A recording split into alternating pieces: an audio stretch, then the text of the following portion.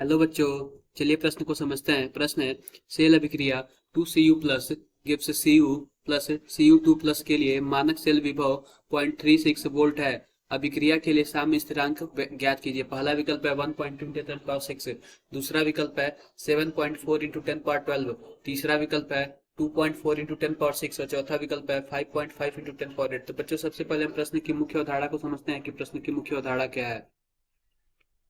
मुख्य अवधारणा। तो बच्चों, सबसे पहले इस प्रश्न की मुख्य अवधारणा में हम जो अर्ध सेल है उनका समीकरण लिखेंगे। अर्ध सेलों का समीकरण। अर्ध सेलों का समीकरण। अर्ध सेलों का समीकरण।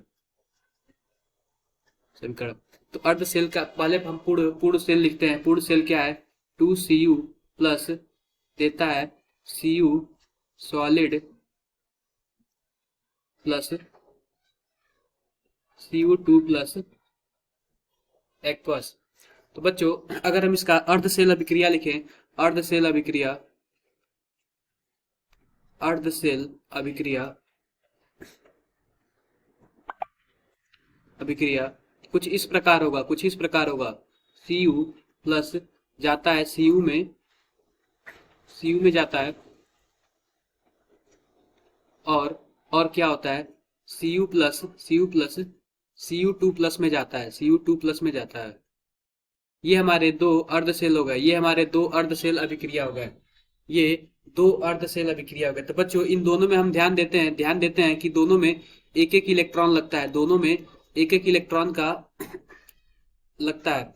तो बच्चों, अगर हम नष्ट अभिक्रिया लिखें, नष्ट अभिक्रिया, नष्ट अभिक्रिया, नष्ट समीकरण लिखे, नष्ट समीकरण,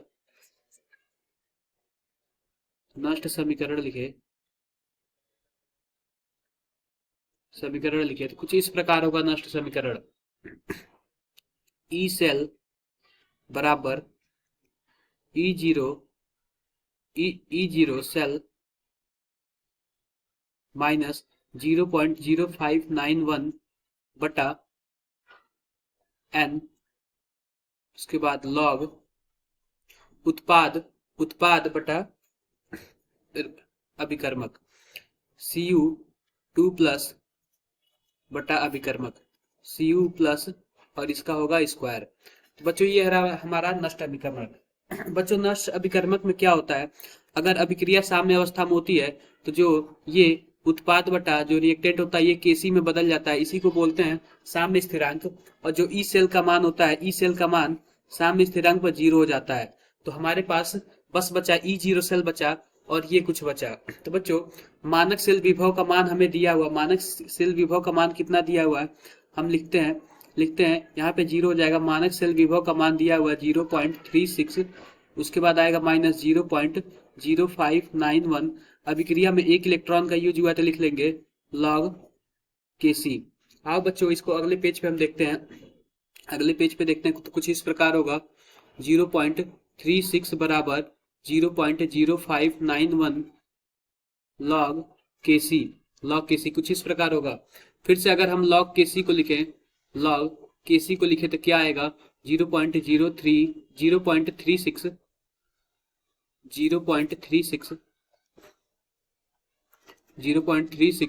बटा में 0.0591, ये हमारा log Kc आएगा। तो अगर हम Kc की बात करें, Kc कितना आएगा? तो Kc कुछ इस प्रकार आएगा। Kc कुछ इस प्रकार आएगा 10 पे पावर 0.36 बटा 0.0591, कुछ इस प्रकार आएगा।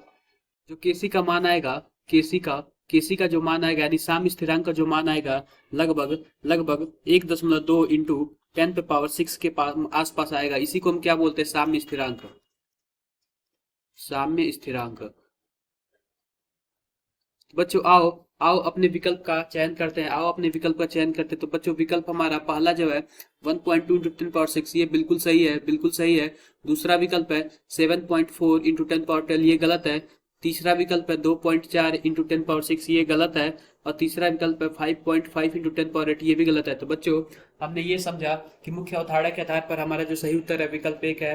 बच्चों आशा करते हैं आपको मुख्य उदाहरण के आधार पर प्रश्न समझ आया होगा। धन्यवाद।